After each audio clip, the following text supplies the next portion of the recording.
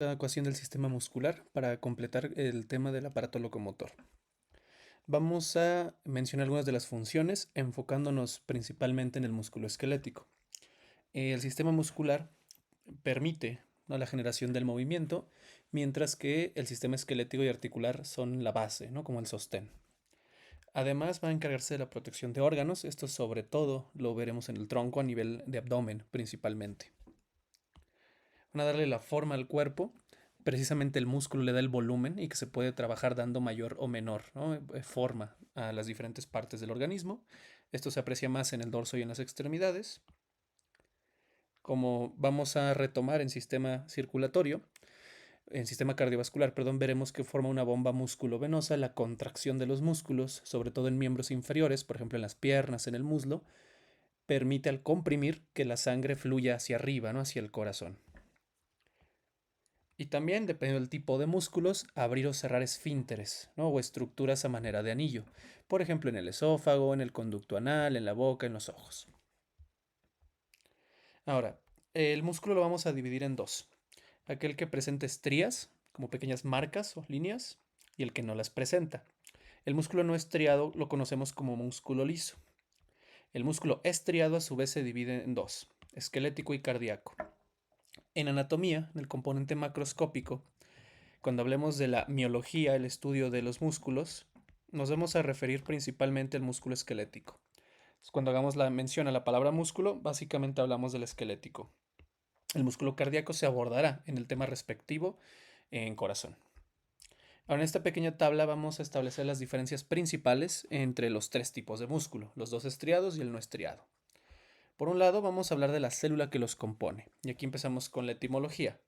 Mio es el prefijo que se usa para músculo, cito, el sufijo que se refiere a célula.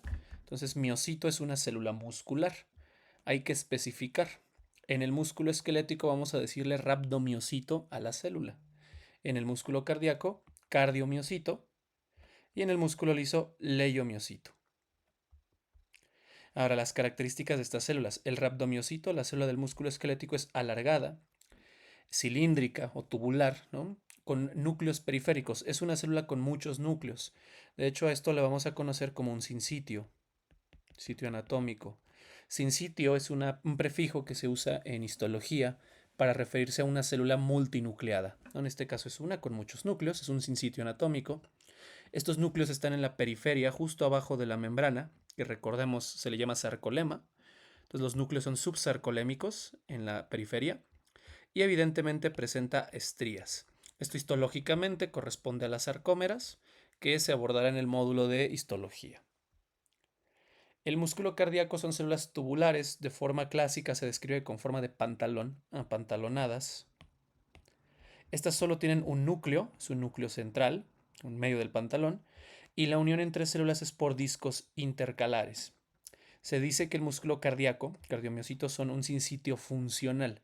¿Por qué? Cada célula tiene un núcleo, entonces no corresponde a un sinsitio como en el primer caso, pero la transmisión de impulsos es muy rápida, es como si fuera una sola célula, justo por esa comunicación. Entonces, funcionalmente es como una célula, nada más. De ahí que se considera un sinsitio funcional. También presenta estrías, igual que el músculo esquelético. Y finalmente, el leiomiocito, la célula de músculo liso, es fusiforme. La palabra fusiforme hace referencia a forma de uso, que un uso es esta estructura alargada, como en las agujas, en la rueca, en las antiguas, como un balón de fútbol americano. Entonces es una célula con forma de huso, es decir, redonda en la parte central, alargada y estrecha en la parte distal. El núcleo central solo tiene uno y no presenta estrías. Entonces, por eso se clasifica aparte, ¿no?, el músculo liso. Características de cada uno. El músculo esquelético será el único voluntario, lo podemos controlar, pero también tiene una parte que no controlamos, que es la parte refleja. Esto se evidencia, por ejemplo, al darle un martillazo, ¿no?, con el martillo de exploración, al pegarle a la rodilla, a la patela o rótula, se extiende la rodilla, es un reflejo, es algo que no es voluntario, entonces también tiene ese pequeño componente. Está inervado por el sistema nervioso somático, que también abordaremos en generalidades del sistema nervioso, no lo podemos controlar en general, es al que vamos a estudiar principalmente. Los otros dos, el cardíaco y el liso, son involuntarios, no los controlamos. El cardíaco tiene una característica única y es que tiene una propia estimulación, se autoestimula estas células. Si nosotros quitáramos el corazón y lo pusiéramos en solución con los iones adecuados de sodio, calcio, potasio, empezaría a latir, a contraerse el corazón sin necesidad de nervios. Sí, esto es una ventaja a la hora de hacer trasplantes cardíacos. ¿Por qué? Porque estas células se autoestimulan y autopropagan este estímulo. Si es intrínseca su regulación. Ahora, el corazón también se puede regular de forma extrínseca por el sistema nervioso autónomo, que ya veremos, simpático, parasimpático, lo regulan, pueden aumentar o bajar la frecuencia cardíaca, pero no depende de ellos, el músculo cardíaco es aparte, lo puedes regular, pero él es intrínseca, ¿no? Su regulación. El músculo liso, por otra parte, sí requiere del sistema nervioso autónomo, parasimpático, simpático, para poder controlarlo, este sí lo necesita. El tipo de actividad en el músculo esquelético es una contracción intermitente, fásica, que también le decimos activa, que ya hablaremos más adelante, es la contracción coloquial, por ejemplo, al flexionar un codo, al extender la rodilla, no son contracciones intermitentes. Y además tiene un tono basal, que nos permite mantener la postura, por ejemplo. El músculo cardíaco se contrae de forma rítmica, eso nos da la frecuencia cardíaca, es potente porque hay que mandar sangre a todo el cuerpo, ¿no? Rápida y continua, no puede detenerse. Y en el músculo liso la contracción es débil, lenta y rítmica o un tono sostenido. Esto lo podemos entender, por ejemplo, con la peristalsis, ¿no? El movimiento intestinal para desplazar el alimento es lenta, es sostenida, es rítmica. ¿Dónde se localiza el músculo esquelético? Bueno, el nombre lo dice, asociado a los huesos, ¿no? Al esqueleto. Está envuelto en fascias, sobre todo en extremidades, ya hablaremos de eso. En la pared corporal, como puede ser en el abdomen, donde como tal no hay hueso, en la parte anterior al menos. En la región de cabeza y cuello. Es ahí donde vamos a encontrar estos músculos, el músculo esquelético al que vamos a estudiar de aquí en adelante. El músculo cardíaco evidentemente está en el corazón, es decir, forma el miocardio, la parte más gruesa del corazón, pero no solo está ahí, está en la base de los principales vasos, vena cava superior, vena cava inferior, en la aorta, en la parte proximal y en las venas pulmonares, o sea, en los vasos que están en la cercanía del corazón. También hay un poco de músculo cardíaco. El músculo liso está en vísceras huecas, entonces va a estar en el sistema respiratorio, va a controlar, ¿no? Broncoconstricción, broncodilatación. En el sistema digestivo, lo mismo, va a controlar la peristalsis. En los vasos sanguíneos, en la túnica media, ya hablaremos en sistema cardiovascular, ¿no? Permite igual vasoconstricción, vasodilatación. Hay músculo liso adentro del ojo, los músculos intrínsecos, el músculo del iris, esfínter y dilatador, que abren y cierran la pupila. El músculo que está en el cuerpo ciliar, músculos ciliares, que ayudan al reflejo de acomodación al mover el cristalino. En el pelo, los folículos pilosos tienen el músculo erector, el que da el pelo de piel de gallina, que realmente no tiene una función en nuestra especie, es una estructura vestigial en nosotros. Y hay músculo liso en las glándulas. ¿Para qué? Para poder exprimirlas, contraerlas, por ejemplo en las glándulas sudoríparas, glándulas salivales. Ahora nos vamos a enfocar de aquí en adelante únicamente en el músculo esquelético, los rhabdomiocitos. Este va a ser nuestro punto de partida en anatomía. De aquí es importante que en este caso, cuando mencionemos célula muscular, o sea, músculo esquelético, el rhabdomiocito, es lo mismo que decir fibra muscular, en este caso en particular. Entonces, cuando escuchen una fibra muscular es sinónimo de una célula. Bueno, ¿qué le estudiamos a un músculo? Aquí hay un esquemita básico, ¿no? Un músculo genérico. Le vamos a estudiar una porción contráctil, que es como la parte carnosa, ¿no? La parte rojita, y una porción no contráctil, que no tiene esa función directamente. La porción contráctil es como tal el músculo, la parte excitable por una neurona, ¿no? Y esa parte carnosa le vamos a llamar cabeza o vientre. Ya veremos cuándo le vamos a decir cabeza o cuándo le diremos vientre, ¿no? Dependerá la disposición de los tendones, más adelante lo explicamos. Esa cabeza, si le damos aumento, vamos a encontrar tres tipos de células. Unas estructuras que están adentro, chiquitas, que se llaman husos musculares o neuromusculares. Son esas cosas de ahí. Están adentro de esos husos, entonces se les llama fibras intrafusales, adentro del huso. También tenemos las coloquiales, ¿no? El rhabdomiocito como tal, las fibras contráctiles, que sería todo lo demás, que es la porción extrafusal. ¿Sí? Entonces tenemos porción intrafusal, porción extrafusal. Y en la periferia tenemos las células satélite. Cabe mencionar que estas células satélite dan protección, estimulación y sobre todo se ha visto que son las que regeneran al músculo, ¿no? Forman los mioblastos que van a regenerar la fibra muscular. Es la función de la célula satélite. Ahora, en la porción no contráctil, eso es tejido conjuntivo de sostén. Tenemos dos tipos de porciones no contráctiles. La que envuelve al vientre, porción no contráctil del vientre, que aquí estaría en azul, y la porción no contráctil de inserción, que se conoce como tendón. El tendón es esta continuación del músculo que se inserta en un hueso, principalmente. Ahora, vámonos a esta parte, lo que envuelve un músculo, o sea, la porción no contráctil del vientre, es tejido conjuntivo. Vamos a dividirlo en tres, entonces quiero que entendamos. Recordemos que una célula muscular es lo mismo que una fibra. Aquí hay una fibra, otra y otra, hay tres fibras. Cada rhabdomiocito, cada fibra, está envuelta en una capa de tejido conjuntivo y a eso le vamos a llamar endomisio. El endomisio es el tejido conjuntivo, ya dijimos, ¿no? Una porción no contráctil, que envuelve a una fibra, a una célula. Ahora, si yo junto muchas células, formo un fascículo muscular. Entonces el fascículo está conformado por múltiples células o fibras, rhabdomiocitos. El tejido conjuntivo que envuelve a un fascículo le vamos a llamar perimisio. Y finalmente, si yo junto muchos fascículos, tengo un músculo como tal, ya macroscópico. Lo que envuelve a un músculo se llama epimisio. Entonces son láminas o capas de tejido conjuntivo. Nuevamente, a una fibra o célula lo envuelve endomisio. Si yo junto muchas fibras, tengo un fascículo. ¿Quién envuelve a un fascículo? Perimisio. Si junto muchos fascículos, tengo un músculo. ¿Quién envuelve un músculo? El epimisio. ¿De acuerdo? Son las tres capas. Ahora, el epimisio también lo conocemos en anatomía, porque ese epimisio es más de histología, como fascia profunda, que ya abordaremos eso en los planos de disección en sistema tegumentario. Es como una pequeña tela que envuelve directamente al músculo. Eso es el epimisio. Me voy a adelantar un poco para que podamos observar. No, justamente está aquí. Esa fascia, la fascia profunda o epimisio, es una pequeña telita que se puede disecar, ¿no? Macroscópicamente. Y es la que envuelve a los músculos. De hecho, a la hora de la disección, para exponer al músculo hay que quitarle justamente el epimisio. Regresando, ya tendríamos entonces la porción no contráctil del vientre. Faltaría los tendones, la inserción. El músculo se ancla normalmente a un hueso y lo hace a través de un tendón.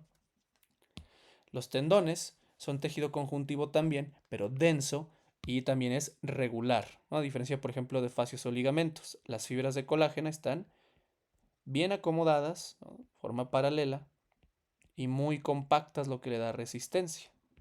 Tejido conjuntivo denso regular. Están bien organizadas. Son los tendones, esa porción blanquecina, ¿no? En los extremos del músculo. A los tendones planos los vamos a conocer como aponeurosis. Por ejemplo, en el músculo recto del abdomen, en el músculo occipitofrontal, que está en la región de la cabeza. Son músculos aplanados. A sus inserciones, en lugar de tendón, le vamos a decir aponeurosis. Ok. Ya tenemos los componentes macroscópicos. Ahora vamos a ver cómo se clasifica el músculo. La clasificación anatómica del músculo será, hay varios criterios. Uno de ellos, la forma, es por la disposición de sus fibras, o sea, en qué orden están las fibras. Puede ser de forma regular, que le decimos músculos paralelos, o sea, sus fibras, sus haces, ¿no? Son paralelas. Y tenemos también de fibras irregulares, que eventualmente van a unirse o van a estar en contacto. En cuanto a los músculos de fibras paralelas o paralelos, tenemos cuatro principales. Músculo largo, que a veces lo pueden poner como acintado, forma de cinta. Es un músculo donde predomina la longitud sobre el grosor, sobre la anchura, ¿no? Es un músculo estrecho. Ejemplo de esto tendríamos el sartorio. El músculo sartorio, más para que se entienda, tenemos, déjenme ver.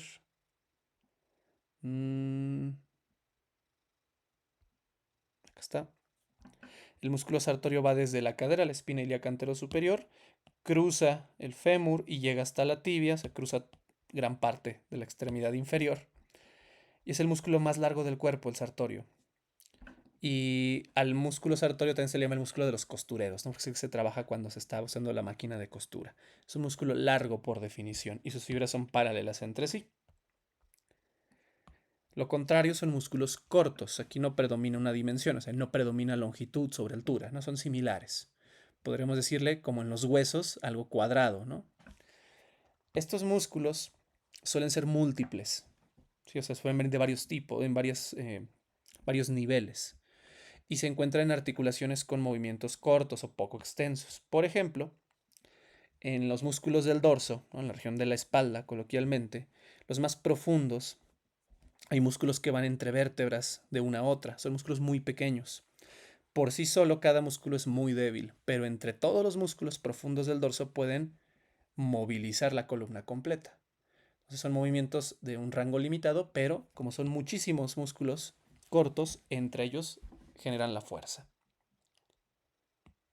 Músculos fusiformes, ya decíamos, forma de uso, usada, que es el dibujo coloquial clásico de un músculo.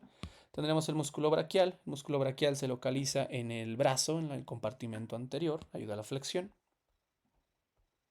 Y finalmente los músculos circulares, también llamados esfinterianos o anulares, ¿no? Con forma de anillo. Son redondos, están cubriendo aberturas o agujeros del cuerpo, ya decíamos, en el esófago, conducto anal, en el ojo, en la boca, y van a formar esfínteres. Es decir, cuando se contraen o comprimen, ¿no? Cierran dichos agujeros. Ejemplos, los orbiculares, ¿no? Tenemos músculos de la expresión facial. Rodeando el globo ocular está el músculo orbicular del ojo, que permite el cierre de los párpados. Tenemos en la boca igual, orbicular de la boca, permite el cierre de la misma. Vamos ahora con los de fibras irregulares. Tenemos músculos convergentes. Estos se describen de forma clásica con forma de abanico. Son fibras, es un músculo que tiene un origen amplio en un hueso y sus fibras, como el nombre indica, convergen o terminan en un sitio en común, en una zona estrecha. Entonces, músculo convergente, origen amplio, inserción estrecha. Ejemplo, el pectoral mayor, ¿no? Que tiene sus orígenes en el esternón, tercio medial de la clavícula, y de ahí se inserta en el húmero, sus fibras convergen, un tendón distal, formando entonces un abanico. Otro ejemplo puede ser el trapecio, el dorsal ancho, que están en el dorso. Siguiente, los músculos peniformes con forma de pluma, ¿no? Pluma de ave. De aquí tenemos tres tipos. Unipeniforme, que hay libros que lo ponen como semipeniforme, bipeniforme y multipeniforme. Ejemplos de estos músculos. Unipeniforme o semipeniforme tenemos en el miembro inferior el extensor largo de los dedos. Si este músculo que está en el compartimento anterior de la pierna tiene un tendón y sus fibras se localizan en un solo lado, ¿no? Con forma de media pluma. También tenemos los bipeniformes. En este caso tenemos el tendón en el centro y sus fibras hacia ambos lados, ¿no? Esta pluma, una pluma completa como tal, ahora sí. Un ejemplo de esto es en la región anterior del muslo. Tenemos el recto femoral, que forma parte del cuádriceps femoral, tiene su tendón al centro y sus fibras que se dirigen hacia ambos lados. Sería un músculo bipeniforme. Multipeniforme son estos tendones que convergen y cada uno tiene sus plumas, ¿no? A ambos lados, sus fibras a ambos lados. Ejemplo de esto es el deltoides, es el músculo que le da la forma al hombro. Así que tiene orígenes en la clavícula y en la escápula y se inserta en el húmero. Y bueno, el deltoides recibe este nombre, la letra delta mayúscula es así un triángulo, entonces al invertirlo, sí tenemos esta forma, por eso se le da el nombre de deltoides, parecido a la letra delta. Sería multipeniforme. Otros criterios, este fue por la disposición de las fibras en paralelos irregulares. Tenemos músculos que los podemos clasificar y ojos, otro criterio, pueden repetirse, por el número de cabezas o por el número de vientres. Hay que entender aquí la diferencia. Número de cabezas. La porción contráctil le podríamos decir cabeza o vientre, ¿no? Decimos que son cabezas cuando están en paralelo. ¿Qué quiere decir? Que cada una de estas porciones carnosas tiene orígenes o un tendón, o sea, tendones en distintos sitios proximales, y el distal es un tendón común. Si se dan cuenta, terminan uniéndose. Por ejemplo, acá igual son 3 que terminan en un tendón distal. Y en el último caso de acá, ¿no? Tendremos 4 que terminan en un tendón. A diferencia del número de vientres. Cuando hablamos de vientres, decimos que están en tándem, en línea recta. Vemos que un músculo está orientado frente al otro, la porción del músculo. Tienen tendones intermedios. Sería la diferencia. En vientres están alineados. En cabezas decimos que están, aunque entre comillas pues no es paralelo, ¿no? Pero están en disposición paralela, ¿no? Y el otro en serie, como en un circuito. Ejemplos por el número de cabezas: bíceps, ¿no? 2 cabezas. Tenemos el bíceps braquial, por ejemplo, el que nos permite flexionar el brazo y el antebrazo. Tenemos el bíceps femoral. Tríceps, 3 cabezas. El tríceps braquial en la cara posterior del brazo. Tenemos otros como el tríceps sural o el tríceps coxal. Cuádriceps, 4 cabezas. Se lo tenemos en la región anterior del muslo. Músculo más grande que tenemos ahí potente es el cuádriceps femoral. Por el número de vientres tenemos 3 tipos.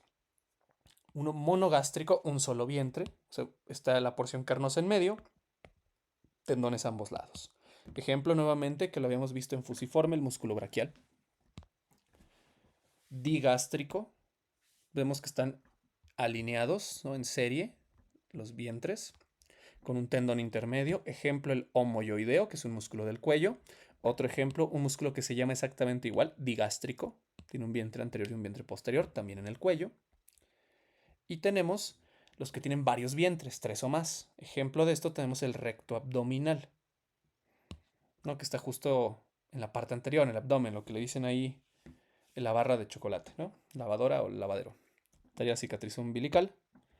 Y vemos que está justo los vientres, pueden variar, 3, 4, con sus tendones intermedios. Ahora, si estos vientres son planos, no le decimos tendones, le decimos aponeurosis, ¿no? Aponeurosis, vientre. Aponeurosis, vientre. Esto sería poligástrico. Y tenemos un último tipo de músculo, ¿no? Entra en estas clasificaciones, que le vamos a decir multífido. Hay músculos que de hecho se llaman así, literalmente, ¿no? Músculo multífido. En su porción terminal, el tendón se expande, es decir, forma o se bifurca, ¿no? Forma varias divisiones. Un ejemplo, el flexor superficial de los dedos está en el antebrazo. Su origen es un solo músculo, pero para llegar a los 4 dedos mediales, su tendón se separa, ¿no? Ese es un multífido. Ya tenemos la clasificación de músculos. ¿Qué vamos a describir en un músculo en anatomía? Nosotros le describimos de forma coloquial origen, inserción, inervación y, bueno, si es función y si es necesario, irrigación. ¿Qué es la inserción de un músculo? Es donde se ancla. Normalmente se une a un hueso. Punto de anclaje de un músculo. Suelen ser 2. En nuestro dibujo clásico del músculo tenemos proximal y distal. Hay algunos que tienen más, por ejemplo los orbiculares. Estos suelen tener varias inserciones, ¿no? Entonces sería la excepción a la regla, ¿no? Que normalmente son 2. Okay. Origen y terminación. El origen será la parte proximal, o sea, el tendón proximal. Si hablamos de una extremidad, por ejemplo en el deltoides, aquí estaría su origen proximal. O si estamos hablando en el tronco, es la porción medial, ¿no? Por ejemplo, en el pectoral, esta sería la porción medial. Terminación es el tendón, si hablamos de extremidades, distal. Si hablamos del tronco, sería lateral. A la terminación, coloquialmente le decimos solo inserción. En un músculo describimos origen e inserción. Ejemplo, para irlo entendiendo, que lo veremos con cada una de las regiones del cuerpo. Deltoides, origen, ¿no? El tercio lateral de la clavícula, escápula, ¿no? La espina y el acromion, sería el origen. ¿Por qué? Porque es proximal. Inserción, tuberosidad deltoidea del húmero, ¿no? Que es distal. Entonces ya le describimos origen, inserción. Otro ejemplo, pectoral mayor, origen, esternón, cara lateral, tercio medial de la clavícula. ¿Por qué? Porque es medial, este es su origen. Inserción en el húmero, también en el surco, bueno, en el surco intertubercular, ¿no? Entonces, así vamos a describir los músculos. Aquí también existe otro concepto. Antes se decía que el punto fijo, el que no se movía, era el origen, mientras que el punto móvil, o sea, el que se mueve, era la inserción. Sin embargo, esto es variable. Depende del movimiento del músculo, uno puede ser el punto fijo o puede ser el punto móvil. ¿Sí? Entonces, el músculo se puede mover en ambas direcciones dependiendo del movimiento. Por eso esto es variable. Inervación de un músculo tiene 3 tipos. Vamos a describirlo. La coloquial de la que vamos a hablar en general cuando hablemos de músculo es la inervación motora. Entonces, en anatomía, durante el curso, cuando se mencione inervación de tal músculo, generalmente, salvo que se indique, hablamos de quién le produce el movimiento. A manera de resumen, tenemos 2 tipos de neuronas motoras. Las motoneuronas o neuronas motoras alfa y las gamma. Las que igual me importan principalmente son las alfa. La neurona motora alfa, esa neurona es la que produce el movimiento. Estimula la neurona, se mueve el músculo. La motoneurona o neurona gamma, esta le manda información, o más bien estimula a los usos neuromusculares. Sí le va a mandar información para ajustar la fuerza, la tensión, para eso es importante. Pero no provoca movimiento, solo hace ajustes en la tensión o fuerza del músculo. ¿Quién provoca el movimiento? Las alfa.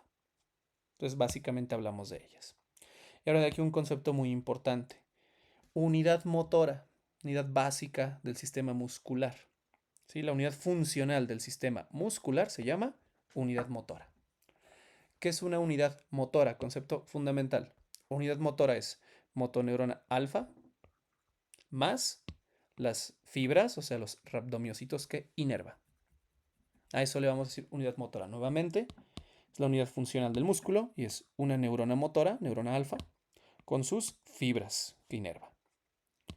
Si nosotros tenemos un músculo que no queremos controlar de forma muy fina, por ejemplo, músculos del dorso, los pectorales, no me interesa controlarlos tanto, la neurona inerva muchísimas fibras porque no es necesario darle un control fino. Ahora, músculos de los dedos, ¿no? En la mano, músculos del ojo, tienen que ser muy finos y precisos.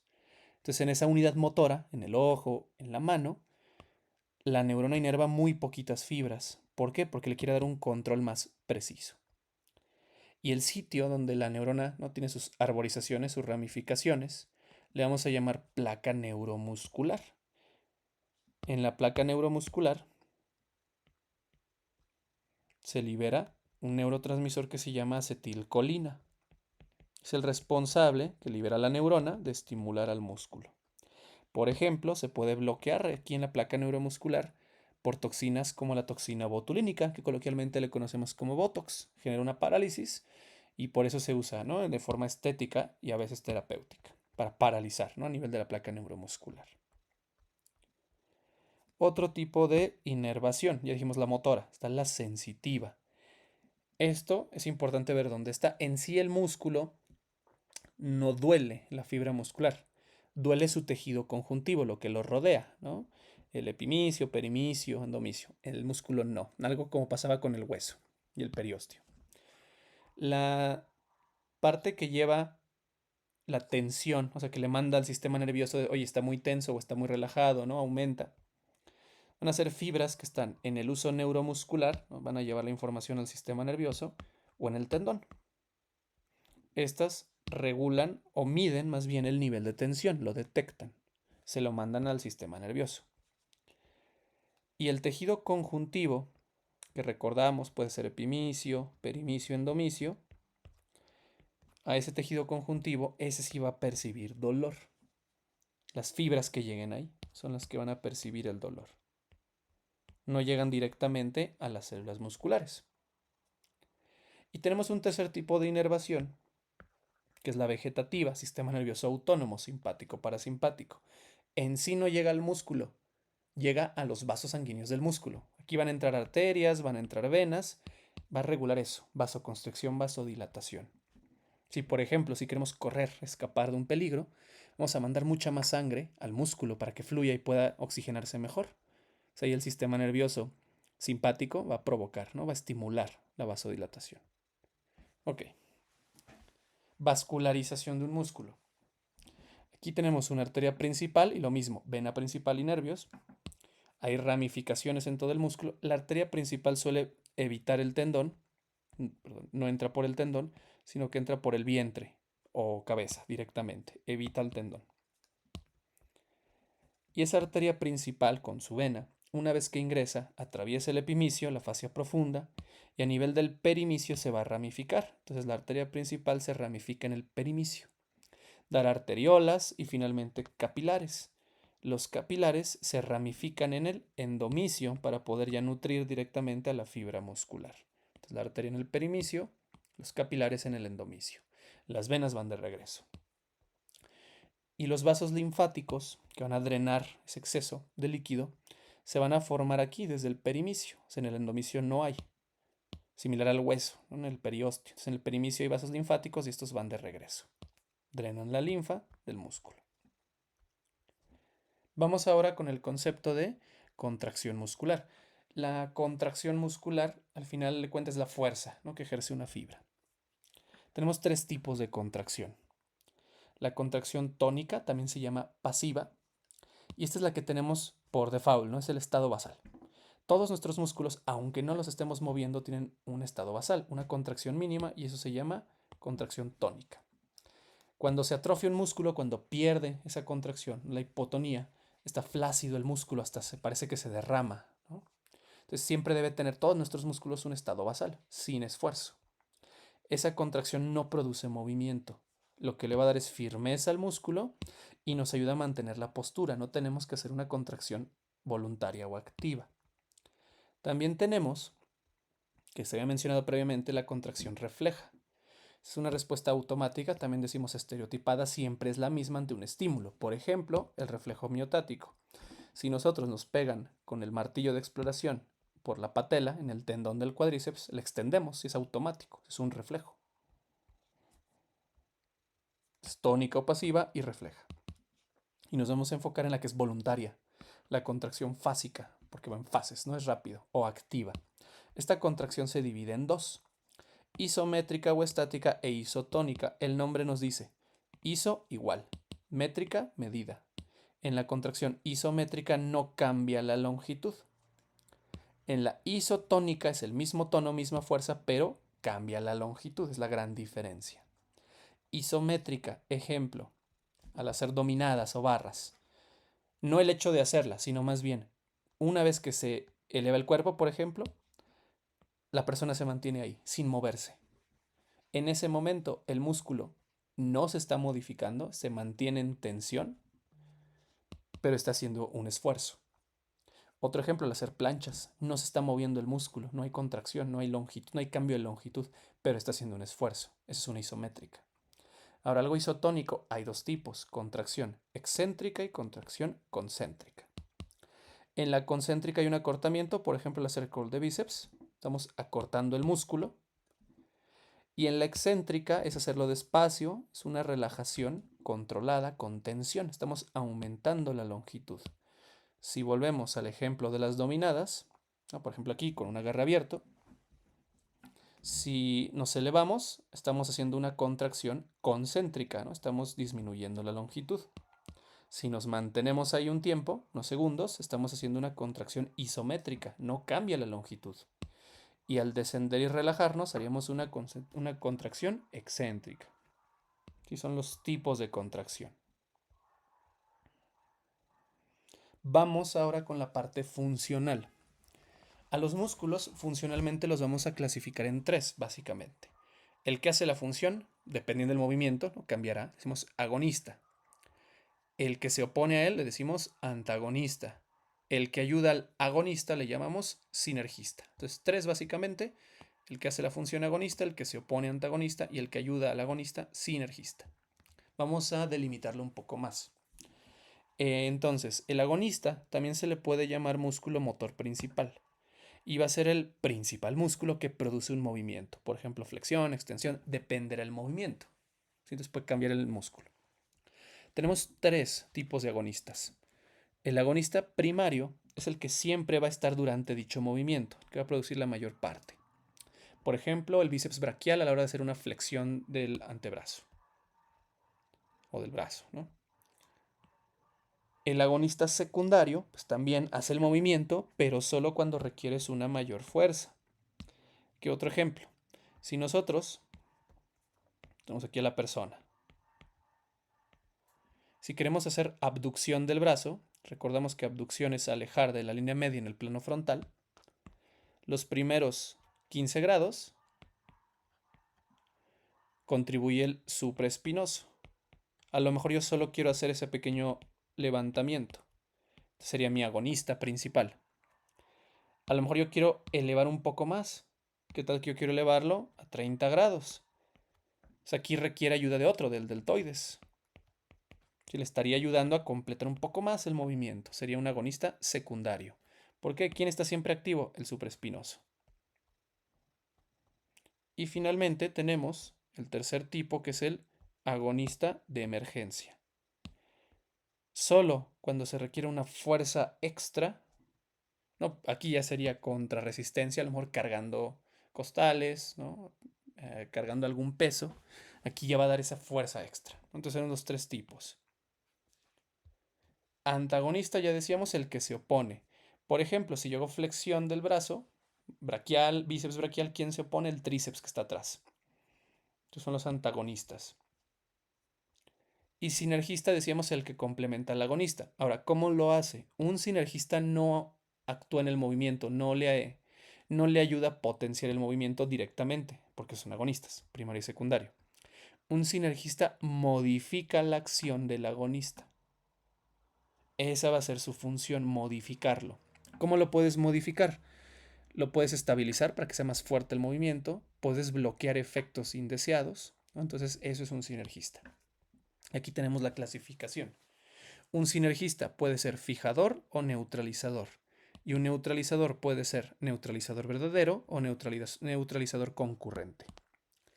Sinergista fijador evita la movilidad del agonista de su punto fijo. Entonces recordamos que un músculo puede cambiar entre punto fijo y punto móvil. Si el músculo estabiliza y deja de mover el punto fijo, o sea, lo vuelve realmente fijo, que no se mueva, no pierda estabilidad, va a hacer que aumente la fuerza, la eficacia del movimiento. Entonces el músculo fijador detiene el punto fijo, lo vuelve más estable del agonista. Se dan cuenta, en este caso el músculo sinergista no está moviendo, solo está haciendo más eficiente al agonista. Y ahora el neutralizador. Los músculos sinergistas neutralizadores, el nombre lo dice, neutralizan o contrarrestan la acción no deseada de un agonista. Solo te dejan el efecto que te interesa. Y aquí vamos con el primer subtipo, neutralizador verdadero. Esto ocurre cuando un músculo atraviesa varias articulaciones. Por ejemplo, el sartorio atraviesa la articulación de la cadera y atraviesa la articulación de la rodilla. Un sinergista verdadero va a detener o evitar, ¿no?, el movimiento en la articulación que no te interesa. A lo mejor yo no quiero que se mueva, no quiero flexión del muslo, a lo mejor yo solo quiero extensión de la rodilla. Entonces un músculo neutralizador, por ejemplo los glúteos, van a estabilizar aquí, no van a dejar que se mueva y solo va a actuar el sartorio hasta acá, va a permitir la extensión de la rodilla. No te interesa flexión del muslo. Es un neutralizador verdadero. Neutralizador concurrente. Esto, es cuando tenemos dos músculos. Dos músculos con la misma función, a lo mejor dos flexores, y actúan en la misma región, por ejemplo en la mano. Pero estos músculos están en diferentes niveles, diferentes, uno es lateral, otro medial, uno superficial, otro profundo. Entonces tiene una función antagónica. Nuevamente, tenemos dos músculos que tienen la misma función. Tienen una común, que a lo mejor es flexionar, y a lo mejor una antagónica, a lo mejor uno lo hace lateral y otro medial. Los músculos neutralizadores concurrentes entre ellos mismos eliminan la acción no deseada y estimulan entre ellos mismos la acción común. Por ejemplo, el músculo flexor de los dedos hay superficial y profundo. Ambos flexionan, pero lo hacen en diferentes niveles. Entonces, entre ellos mismos se van a potenciar para producir la flexión de la mano. Ya tenemos los tres tipos principales: agonista, antagonista, sinergista. Otros tipos que van de la mano con estos. El músculo coaptador. Este evita que se luxe una articulación. Acordemos que luxación es que se salga la articulación, pierda congruencia. Por ejemplo, el deltoides es un coaptador en el hombro porque evita la luxación. Activador, este puede ser cualquier músculo, cuando está en la posición más eficiente para la contracción. Cuando el músculo está en la posición adecuada, es más efectivo y se mueve más rápido. Eso, y en ese momento ya es un activador. Ejemplo de un músculo activo o de músculos activadores. Si nosotros estamos con las piernas o los miembros inferiores ligeramente unidos, nuestra flexión de la cadera, por ejemplo, queremos poner las manos en el suelo, no es tan efectiva. Si nosotros abrimos el eje de sustentación, separamos los miembros inferiores, es mucho más fácil flexionarnos. En este caso, los músculos, cuando ya están en la posición adecuada del miembro inferior, se vuelven activadores. Es fácil contraerse. Entonces, para decir que un músculo es activador dependerá de la posición. Y ahora vamos igual en la parte funcional con las palancas, ¿no? Ya para integrar el sistema locomotor. Las palancas son puntos móviles en el esqueleto. Entonces aquí ya queremos hueso, articulación, músculo. ¿Qué le estudiamos a una palanca? 3 elementos. En los extremos tenemos brazos. El brazo de potencia hace referencia al músculo que está actuando ahí, va a ser el agonista, el que va a empujar. El brazo de resistencia es la fuerza que hay que vencer, puede ser la gravedad, puede ser el peso corporal, puede ser alguna carga extra. Es el brazo, es donde está la resistencia que hay que vencer. Y un punto de apoyo. Nuestro punto de apoyo será la articulación, ¿no? Que es la unión de huesos. Eso es una palanca. Hay 3 tipos de palancas. En la palanca de primer grado nos damos cuenta que al centro está nuestro punto de apoyo, la articulación está al centro, la resistencia está en un extremo y la fuerza se aplica en el extremo contrario. Estas son las más frecuentes, las palancas de primer grado. Ejemplo, las articulaciones de la nuca, las craniovertebrales, que ya describiremos más adelante en columna. ¿Por qué? Vamos a ver. En el centro tendríamos la articulación, a lo mejor tendríamos la articulación atlanto-occipital, ¿no? Entre la primera vértebra y el cráneo. Aquí al centro nuestro punto de apoyo es la articulación cráneo-vertebral. En un extremo tenemos la resistencia, que es el mismo peso de la cabeza y la gravedad. En el lado contrario tendríamos la fuerza, ¿no? Como tal. A lo mejor yo quiero extender la cabeza, entonces tengo que vencer cierta resistencia, cierta gravedad para levantar la cabeza. Sería la nuca. Palanca de segundo grado. En este caso, el punto de apoyo está en un extremo, al centro está la resistencia a vencer y la fuerza en el lado contrario. Ejemplo, ponerse de puntillas, ¿no? Los pies, levantarse. Vemos la articulación, que aquí serían las metatarsofalángicas, con los dedos de los pies, está en un extremo. El peso corporal, ¿no? Y la gravedad sería la resistencia a vencer. Y la fuerza estaría en los músculos, ¿no? Del tríceps sural. Tendríamos ahí los gastrocnemios, que le dicen gemelos coloquialmente, ¿no? Los gastrocnemios, el sóleo. Palanca de tercer grado. En este caso tenemos el punto de apoyo, la articulación en un lado, la resistencia en el lado opuesto y en medio la fuerza que hay que aplicar. Ejemplo, la flexión del codo. Entonces vemos la resistencia, que puede ser una carga, un peso, puede ser la misma gravedad. La articulación del codo es mi punto de apoyo y los músculos del antebrazo, los anteriores, harían la fuerza, ¿no? Para la flexión. En este mismo tipo, en el tercer grado, podemos clasificar a los músculos de 2 maneras. Al músculo tipo Sport, que es el balanceador, y al músculo Shunt, que es el estabilizador. Vamos a usar esta imagen para entenderlo. Aquí tenemos la flexión del codo, recordamos es una palanca de tercer grado. En la parte proximal tenemos el punto de apoyo, que es la articulación. En la parte distal la fuerza a vencer, la resistencia. Y en medio la fuerza que hay que aplicar, el músculo agonista. Un músculo balanceador, un sport, tiene la inserción fija, lejana. Entonces la inserción que no se va a mover está lejos de la articulación y la inserción móvil está cerca de la articulación. Aquí está representado en azul un músculo estabilizador. Por ejemplo, el bíceps. Perdón, músculo balanceador. El estabilizador es lo contrario. En el estabilizador vemos que la inserción fija está cercana a la articulación, la inserción móvil está alejada. Si aquí a los músculos del antebrazo como tal. El músculo balanceador, el nombre lo dice, me da la fuerza de balanceo, que aquí podemos ver con flechas negras, permite hacer este movimiento de flexión, el sport. Y el músculo estabilizador o shunt otorga no fuerza de balanceo, sino fuerza transarticular, o sea, da unión entre los huesos, que aquí está representado en verde para que no haya luxaciones. Esto de músculo shunt sport solo lo vemos en una palanca de tercer grado.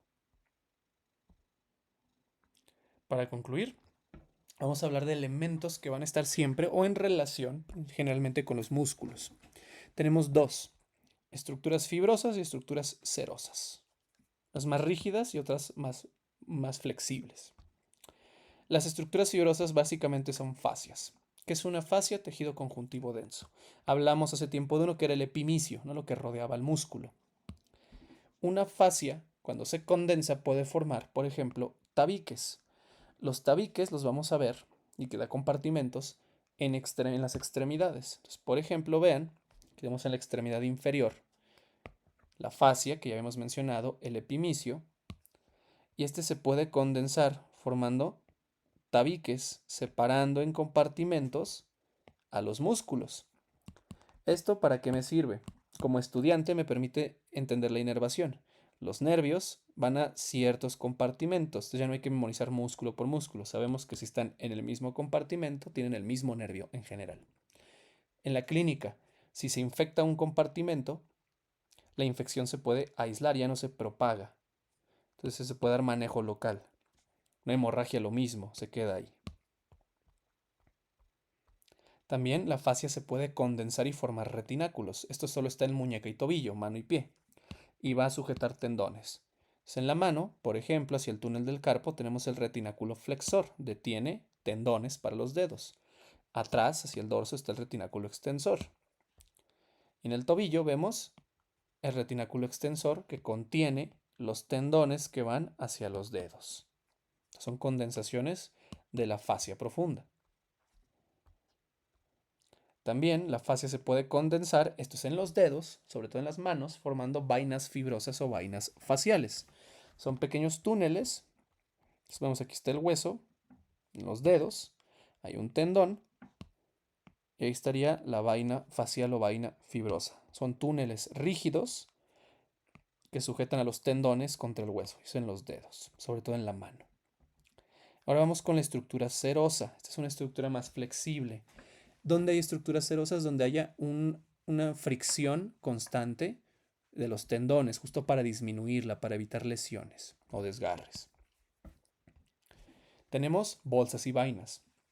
La bolsa sinovial o bursa, que es en latín, es un espacio con de tejido conjuntivo con líquido. Ese líquido es lubricante, es similar al líquido sinovial de las articulaciones. Cuando se inflama la bursa, ¿no? La bolsa sinovial, le decimos bursitis. Las más importantes van a estar en las grandes articulaciones, en el hombro, en la cadera, en la rodilla y en el codo. Entonces hay una bolsa que tiene adentro el líquido sinovial, similar, que justo disminuye la fricción entre hueso y músculo. Por ejemplo, en el hombro. Cuando se llega a inflamar provoca dolor y eso le vamos a decir bursitis. Y tenemos también las vainas sinoviales, no confundir con las vainas faciales, unas son fibrosas, otras serosas. Las vainas sinoviales son similares a las bolsas, pero alargadas. Siguen al tendón, lo van protegiendo en su camino. Y en la vaina sinovial le vamos a estudiar dos hojas, una hoja visceral y una hoja parietal. Vemos en este esquema, es un hueso, ¿no? El dedo, un tendón, y vemos que el tendón tiene su vaina sinovial. ¿Y quién envolvía todo? La vaina facialofibrosa. Si vemos este corte transversal, vemos que está el tendón y la vaina sinovial directamente se recarga a la hoja visceral. Entonces la hoja visceral envuelve al tendón. La hoja parietal está hacia afuera, hacia la pared, en contacto con la vaina fibrosa. Entonces, nuevamente vemos aquí la capa visceral hacia el tendón, la capa parietal hacia la vaina fibrosa, para dar protección. Vemos que hay una zona donde no hay vaina sinovial. A eso le vamos a llamar ese espacio mesotendón. Meso es en medio. Es el espacio en medio del tendón que no está cubierto por una envoltura sinovial. Y en el mesotendón pasan arterias, venas, nervios. A la inflamación de las vainas les vamos a decir tenosinovitis. Y de esta manera concluimos con sistema muscular y con abordaje general del aparato locomotor.